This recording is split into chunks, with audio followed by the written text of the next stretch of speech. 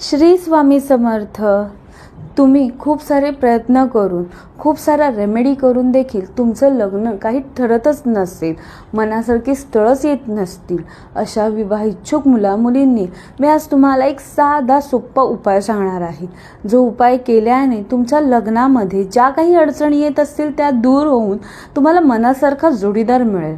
तुम्हाला काय करायचं आहे, तुम्हाला गुरुवारच्या दिवशी पिवळ्या रंगाचा धागा घ्यायचा आहे.